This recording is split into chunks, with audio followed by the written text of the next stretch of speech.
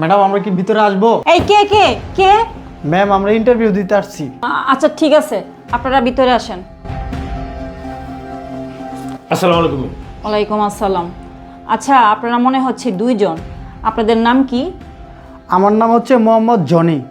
জি madam, আমার নাম হচ্ছে জানু মিয়া। ম্যাডাম আপনাকে একটা কথা বলি, আপনি কি চোখে দেখেন না? না, আমি চোখে দেখি না। অনেক দিন আগে একটা রোড অ্যাক্সিডেন্টে আমার চোখ দুটো নষ্ট হয়ে যায়। অনেক চিকিৎসা করার পরেও আমার চোখ দুটো ভালো হয় নাই। আচ্ছা যাই হোক, দেখেন তো টেবিলের উপরে আমার একটা ফোন রাখা আছে, ওই ফোনটা আমার একটু হাতে দেন তো। ও আচ্ছা ঠিক আছে ম্যাডাম।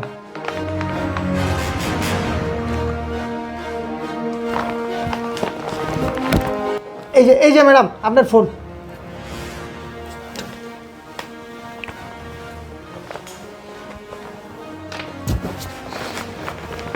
এই মিয়া, তুমি আইসো নি ইন্টারভিউ দিতে, টাকা নিতেছো করে? আমি কিন্তু ম্যাডামকে কই দেবো।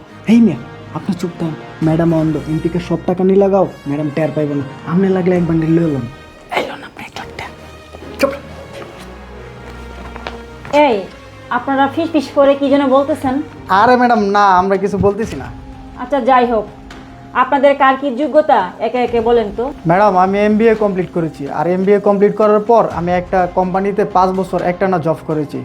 আমার এই বিষয়ে আমার অনেক অভিজ্ঞতা আছে। আপনি যদি আমাকে এই চাকরিটা দেন তাহলে আমি এই কোম্পানির জন্য অনেক ভালো কিছু করতে পারবো, অনেক দূরে এগিয়ে নিয়ে যেতে পারবো। ও আচ্ছা, আপনি এমবিএ কমপ্লিট করেছেন। আচ্ছা যাই হোক, আপনি একটা কথা বলেন তো, আপনি যে কোম্পানিতে জব করতেন ওই জবটা এখন ছেড়ে দিয়েছেন কেন?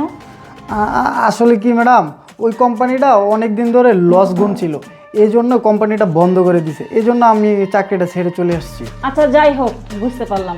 আচ্ছা আপনার পাশে তো আরেকজন আছে, ওনার অভিজ্ঞতা কি? ম্যাডাম আমি জানু মিয়া, আমি তো আগেই বলছি আমার নামটা। আমি বেশি লেখাপড়া করতে পারিনি ম্যাডাম।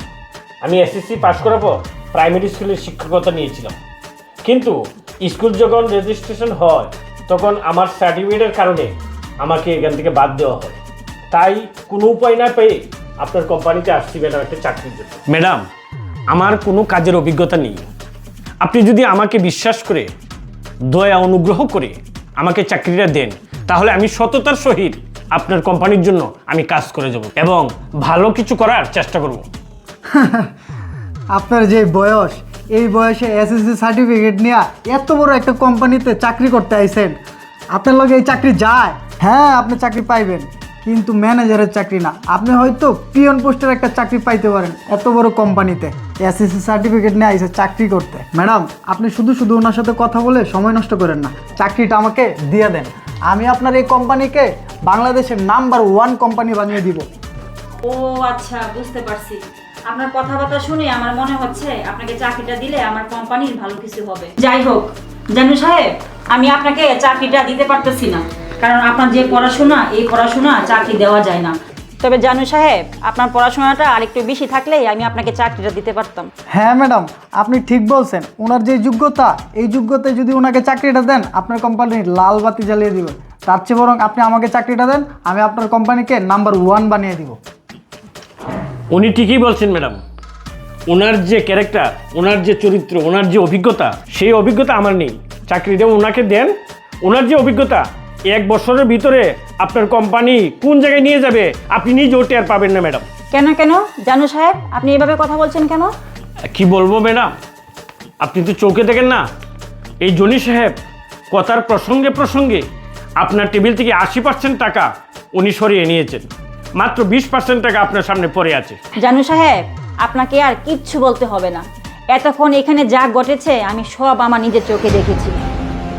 ম্যাডাম আপনি চোখে দেখেন? হ্যাঁ আমি চোখে দেখি। কেন, আপনার কাছে কি মনে হয় আমি চোখে দেখি না? আমি অন্ধ? আমি অন্ধ হলে এত বড় একটা কোম্পানি চালাই কি করে? এই আপনি যে এতক্ষণ এই টেবিলের উপর থেকে টাকাগুলো নিছেন, সব টাকাগুলো বের করেন, রাখেন। আমি আপনাকে পুলিশে দিতাম, কিন্তু আমি আপনাকে পুলিশে দিব না, কারণ আমার কোম্পানির মান সম্মান যাবে বলে। বের হন। আর জানু সাহেব, আমি আপনাকে চাকরিটা দিলাম শুধু আপনার সততার কারণে।